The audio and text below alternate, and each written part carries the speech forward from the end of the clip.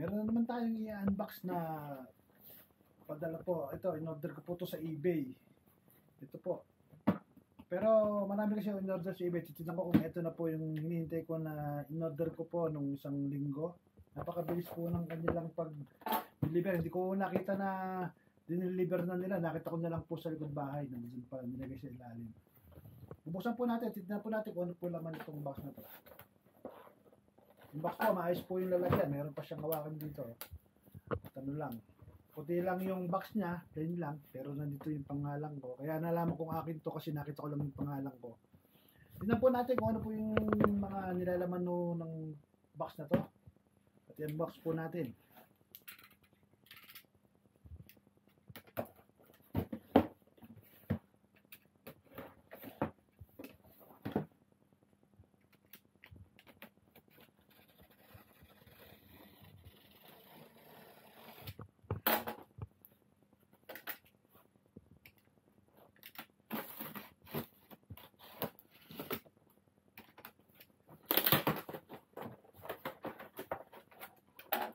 Ano po, kung ano po yung laman, ha? Ito po yun.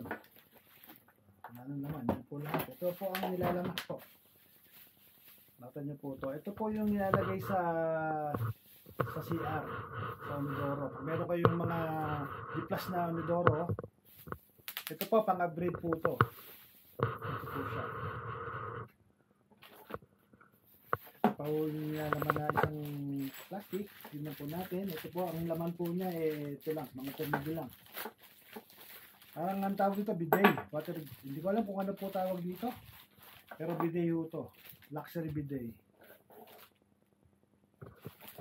Po, may kasama po siyang hose na ikakabit nyo po dun sa may ano nyo mo, yung pinaka tangke dun sa may linya. Ito po, pagod nyo po yan. Tapos may kasama po siyang ito, teflon. May teflon po. Tapos may gasket. Ito po, rubber gasket. Teflon. Ito, alam ko teflon to eh. Po, teflon to. Tapos ito yung T-connector. Ay, T-connector. Kailangan po to. Ikakabit nyo po to sa CR. Dun sa may pinaka-unidoro nyo. Tapos ito po, manual niya. Napakasimple lang mo ng manual niya. So, nandito po, installation, name, ito po, DIY, installation guide. Nandito na po halos lahat yung ano, sa drawing po, sa manual niya. Kaya isang page lang po siya, baliktaran, makikita nyo na po kung paano ikabit. Ipapakita ko po sa inyo, paano ito ikabit. Ito pong tawag dito ay luxury bidet. Tara na, subukan po natin.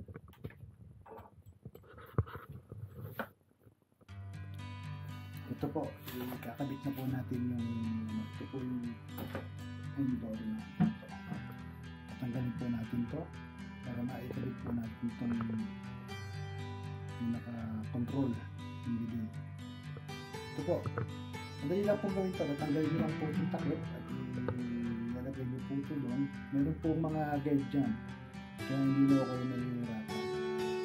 Buksan po natin. Buksan po natin itong gagawin. Tatanggalin po natin yung Onidoro. Hindi po siya dito. Nagamit po tayo ng gloves. Kailangan po natin ng gloves kasi yung Onidoro ito, kailangan malinis ang kamay natin. So guys, nandito po tayo para ikabit po natin ito pinaka-bidet na ito. So ikakabit po natin siya dito. At ito po ang mga kailangan natin, tools.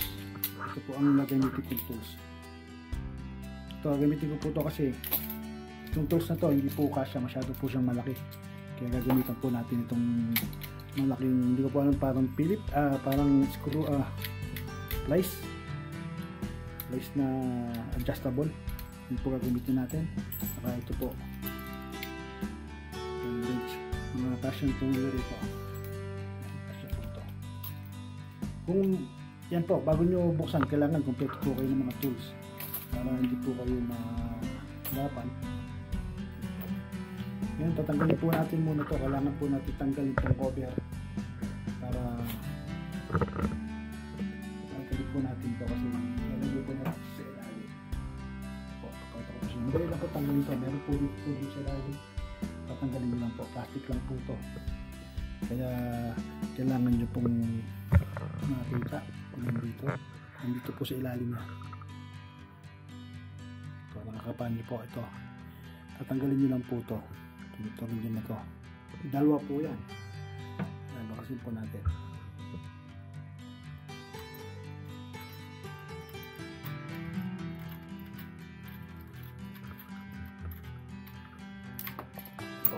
Po. Sarap lang po. Nilagyan natin.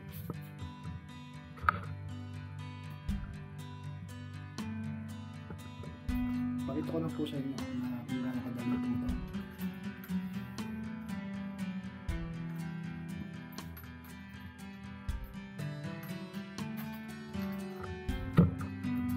Wala po. Tapos iangat po natin siya. Hindi lang po siya.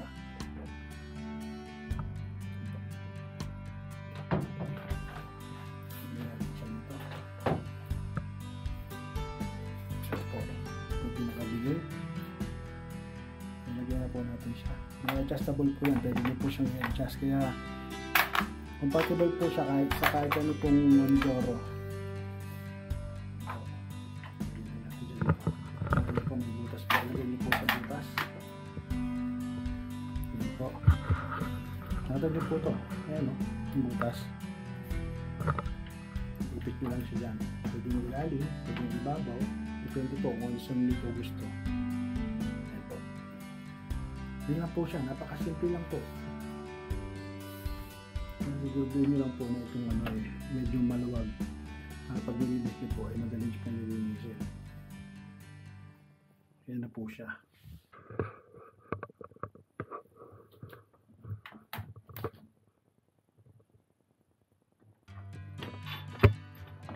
Tusok na lang siya dito. Nag-inis yung tulog natin. Tusok na lang. Ayan po. Pag naramdaman nyo po na mayroon po, naaabot na po sa kabila. Pwede na po yung ipitan.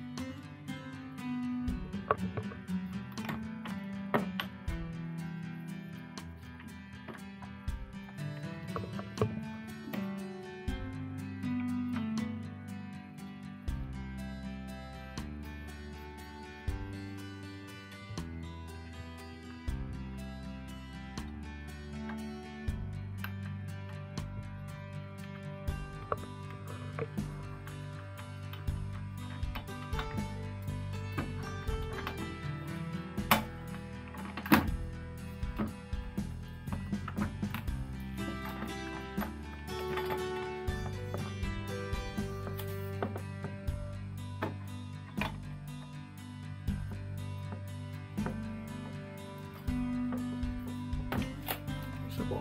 Kakabit ko po yung speaker.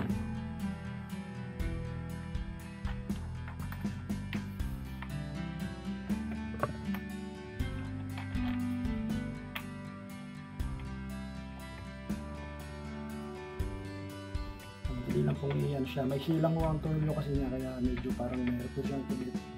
Hindi ko na nilagay yung mga gasket. Ang importante po kasi masarado lang po siya, mahipit po siya.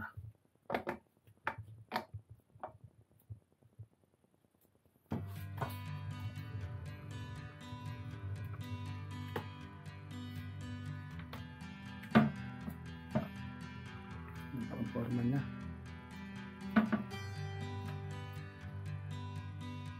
Hindi mo natin adjustment para siya masasarado siya.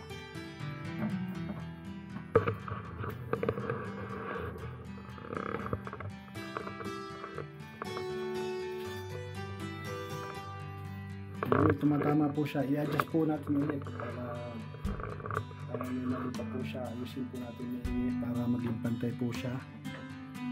Gumagalaw-galaw pa po siya. Kailangan po ay steady.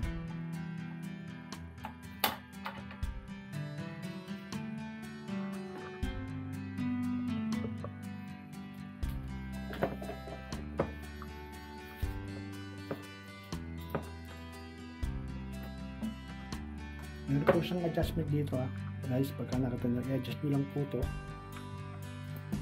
At pag nakita nyo na po na okay na po at nakasarado nyo na po siya na maayos,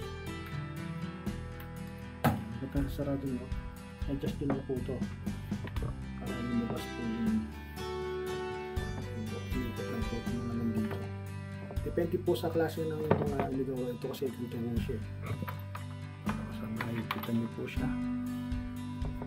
Kailangan nyo po lang ikpitan.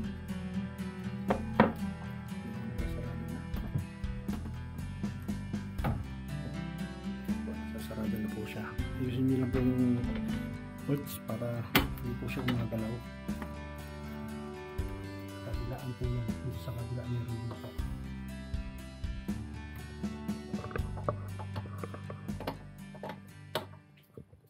Yan po. Ito naman sa kabila. Ito lang po ang kailangan natin ikpitan kasi ayos na po yung sa kabila ron.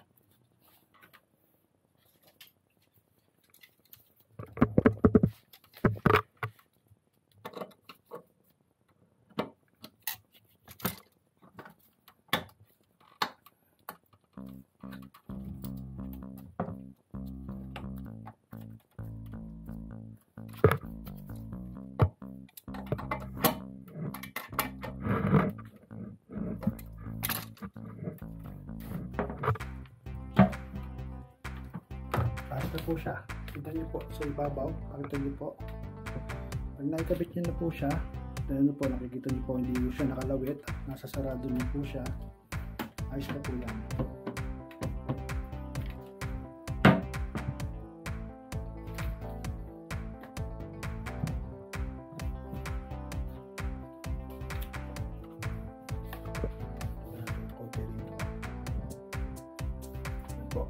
Ito na po, nakabit na po natin yung pinaka hose nya para sa control ng tubig.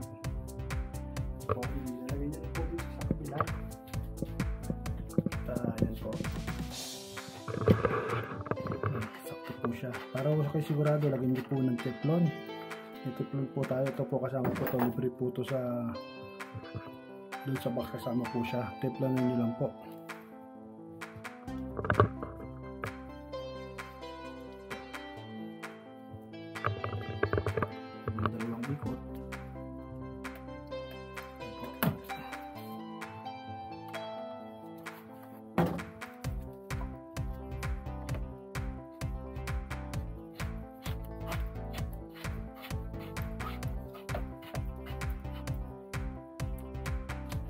Ngayon, kahit hindi po kayo tubero, magagawa nyo po. Kasi hindi naman ako tubero, pero tignan nyo po, nagagawa ko po.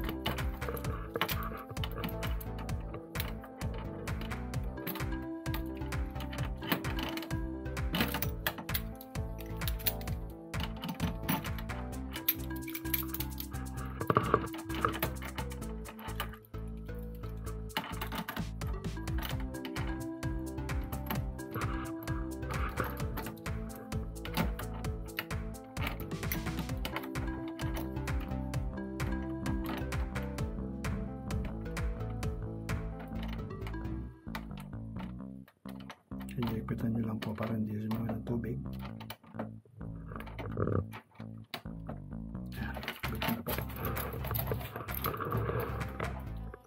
Tapos ito pong isa, isang kapit nyo po sa ilalim, o kaya dito pwede po siya sa ibabaw, pwede rin siya sa ilalim. Kaya ang kailangan nyo pong gawin, patayin nyo lang po itong tubig. Patayin nyo po.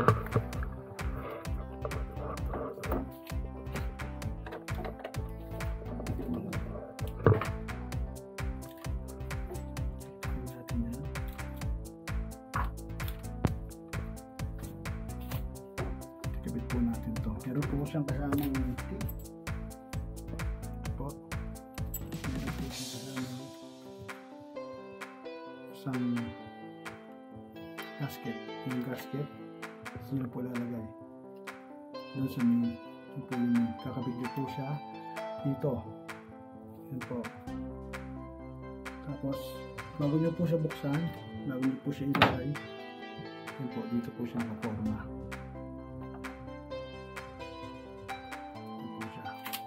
Kailangan po i-flush nyo po muna yung laman ng tubig. Yan po. Plus nyo po.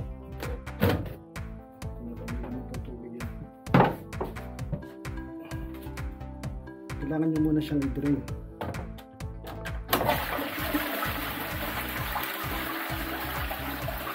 Nabili nyo po, nabili-drain siya. So dito, nakagos po yung tubig. Tignan nyo po kung nag-charge siya o hindi. Sarado na po yan, hindi na po lumalabas yung tubig. Ibig sabihin, nag-charge na po.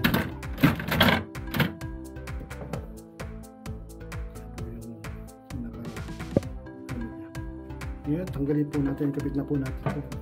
Connector, T-connector po. Ikakabit po muna natin to. Ikabit muna natin doon. Mas madali po kung tatanggalin muna natin yung nandito. At kakabit natin po siya. Tanggalin po muna natin.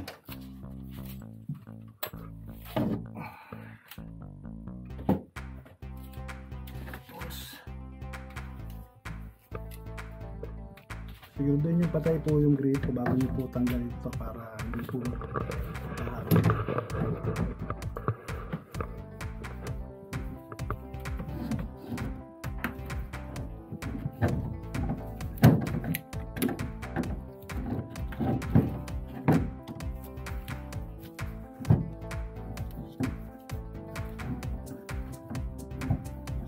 kapag namuha siya, hindi na po siya tanggalin.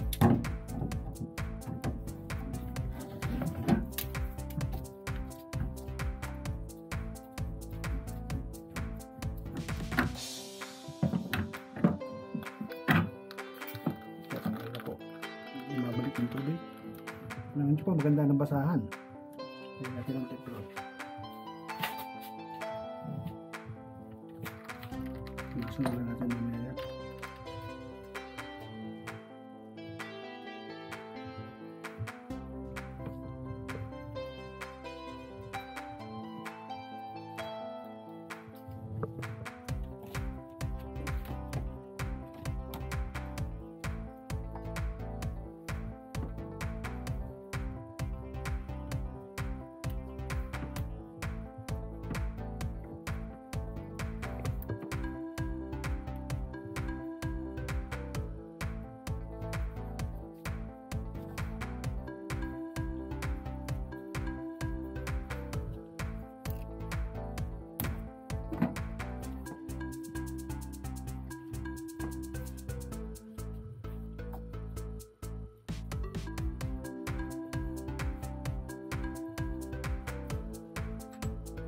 Kabit na po natin yung T. Ngayon po siya ng rubber yung gasket po niya. Ikabit po, nakakalimutan po yan.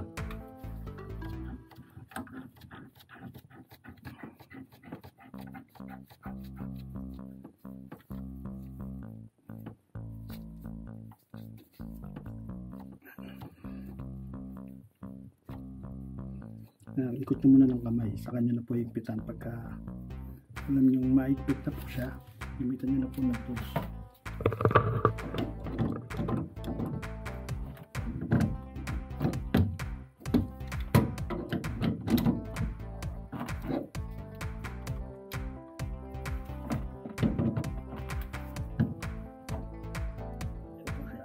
Ikpit na po siya. Yan po. Yung pin, ikabit na po sa ibabaw. Yan, ikakabit po natin ito. Huwag yung kakalimutan lagyan ng teflon kada maglalagay kayo ng kasi tubig po ito. Natin.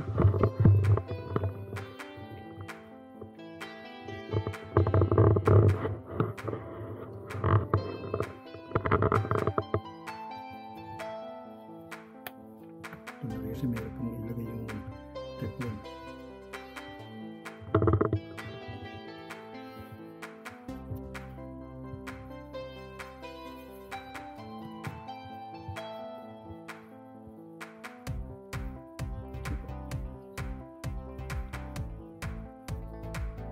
Medyo bumapalaktok po pero pwede po yan. Importante po ay nalagyan nyo ng teflon.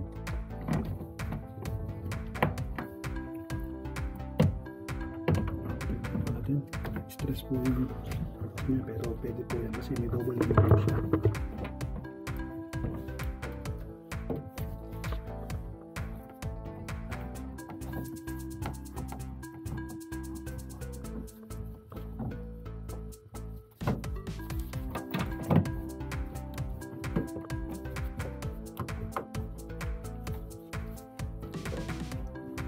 Kasi hindi po ng kamay muna. Pag nasigurado niyo pong humigpit na siya,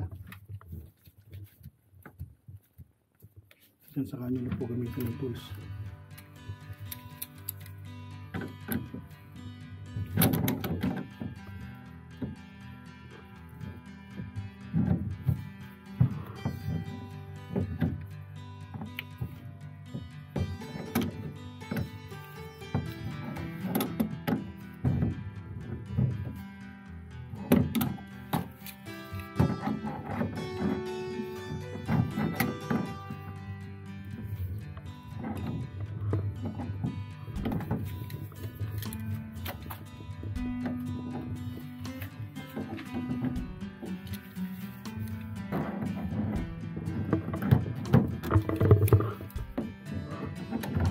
Madali lang po sanang gamit kung may yabit po tayo. Dahil sakto din wala po kasi kung yabit, ito na po ginamit kong tools.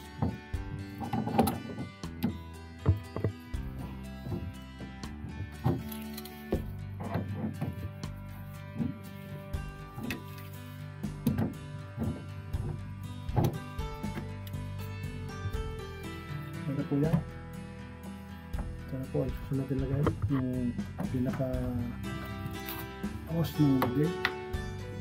Yung model po, hindi po natin ulit ng teflon.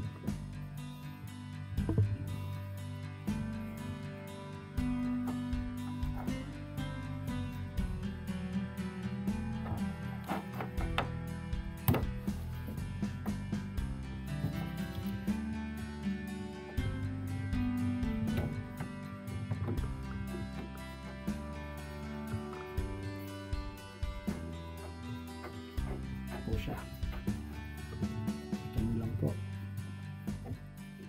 Siguro doon nyo po may pet kasi parang di po sumingaw yung tubig. Pag-gamitin po natin ito. Tapos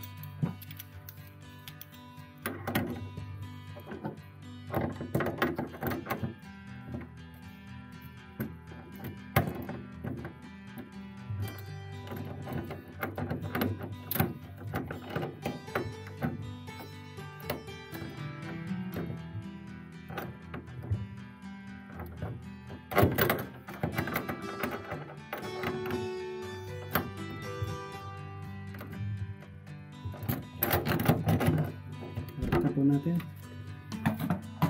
Ayan po. Tignan po natin kung tama yung mga kabit po natin, kung sisingaw po siya ng tubig. Testingin po natin, may hinalang po muna. Pubusan po natin yung gripo. Hindi po munang bibilisan yung bukas, dandahan lang po. Para ma-adjust nyo po kung may maliman.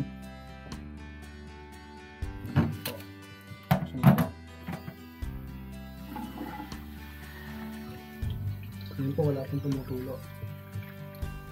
Ibig sabihin, ayos po yan. Lumalabas po yung tubig dun sa taas.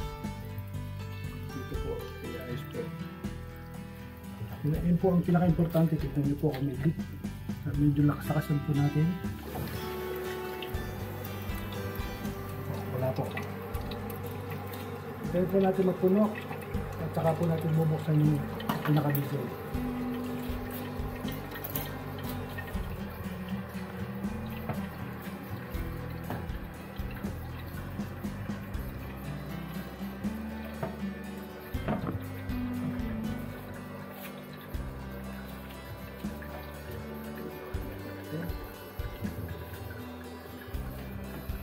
Nakita niyo po, wala pong leak. Wala pong singaw. Yan po, wala pong tulo. Ito, wala rin pong tulo. So, nice po yung kabito natin. Hindi po siya may tulo. Wala po siyang tulo. Yung testing po natin yung bidel. Buksan po natin. Ito po yung power niya. Hindi po. Ito po yung una, sa baba po, makita niyo po. Nililinis niya po yung gilid. Yun po yung isa, at yung pangalawa po niya, medyo tricky po. Tumataas po yung tubig niya, kaya dahan-dahan niyo lang po buksan. O yun, bigla niyo po tumasik bigla. Yan po yung bidet.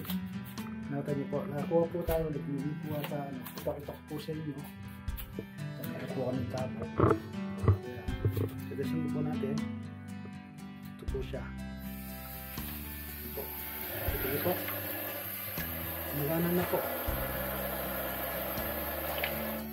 Pwede nyo po lakasan yan. Pwede po sa pwede lang. Ayan po. Ayan po, mahina lang po yan. Pag gusto nyo yan. Gusto nyo linisin po yung sa babae. Ito po yun. Yun po yung control nito. Kaya yun na po. Napakadali na po ikabit yan. Kaya kung meron po kayong CR, kahit ano pong klaseng inidoro, pwede po ikabit yan. Balik na po natin yung cobra. Gumagana na po. O. Yun po ang itsura niya.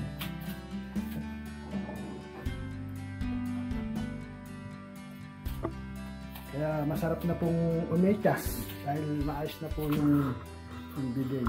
Yan lang po yung pinaka ginawa natin. Kinabit lang po natin siya. Ilagay po natin yan nandoon. At ito po yung adjustment pag sa upuan.